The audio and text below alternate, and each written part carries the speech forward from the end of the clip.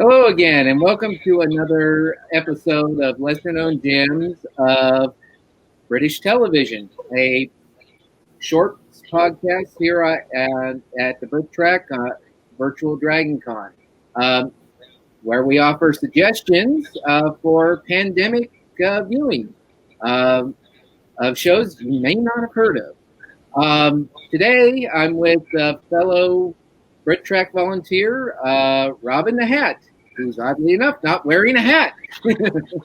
I de-hatted myself just for the audience. Ah, well, anyway, um, today Rob's going to be talking about The Good Life, which in the United States is known as The Good Neighbors. It's available on DVD, and also the first season is available on BritBox if you're into streaming. So, Rob, go ahead and take it away and tell us all about The Good Life or The Good Neighbors, uh, as as it's also known, and why people should maybe check it out. Well, I'm going to give a little bit of a personal history first, because when I was a kid and just starting to get into British shows, I think like almost everyone, I started with Doctor Who. At least everyone here in America started Doctor Who. Then, of course, I branched out into the comedies, and my local PBS station started showing Britcoms at night. And they had some of the classics like Butterflies, Yes Minister, uh, and of course they had The Good Neighbors, which I immediately fell in love with. I loved the interaction between Richard Breers and Felicity Kendall, and I absolutely love Felicity Kendall. She was just adorable. Then I love Penelope Keith as well. She had that the wonderful nose, I mean, just regal, just Hellenistic nose. I loved it.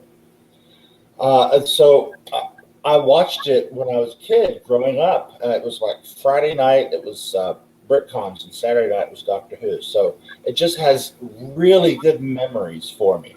Now, the Good Neighbors, or as it's known in England, The Good Life, is about two people who are middle to upper middle class in England who decide to give up their possessions and become totally self sufficient.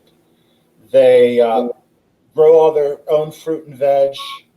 They any power they need that they generate themselves, and they actually by the end of the first episode they're plowing up their front lawn to make a garden, and their relations with their neighbors, who they've been friends with this whole time, uh, are strained because it was always such a keeping up with the Joneses sort of thing.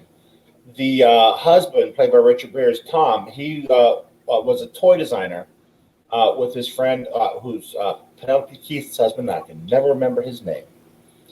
But anyway, I think Peter.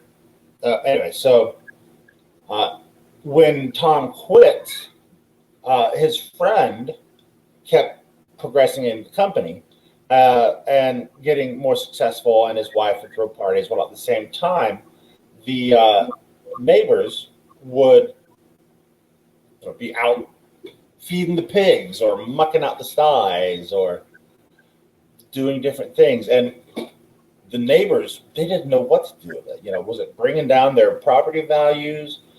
Could they still be friends because they weren't pursuing the whole possession thing? So it was quite deep, and all of this completely escaped me when I was first watching it, because I was watching it for the comedy, and then for Felicity Kendall and Penelope Keith. But as an adult, when I went back to watch it, I got a whole new appreciation of what was going on. And as the seasons progressed, and to the finale, which I'm not going to spoil it, but it's a bittersweet moment. It's just a wonderful little '70s sitcom that In the end, it just makes you feel good. It shows that not everything is material. This is Mark Heffernan. We had a bit of a technical glitch at the end of Rob's Good Life video. Fortunately, it didn't really affect his talk. He actually just finished talking about the Good Life, and I was getting ready to come in and ask him a couple of questions, and that's when the technical glitch happened. So I just wanted to say thank you to Rob for stopping by to talk about the Good Life. I hope you enjoy the rest of your virtual Dragon Con, and stay tuned for another episode of Lesser Known Gems, British television, later on. Bye.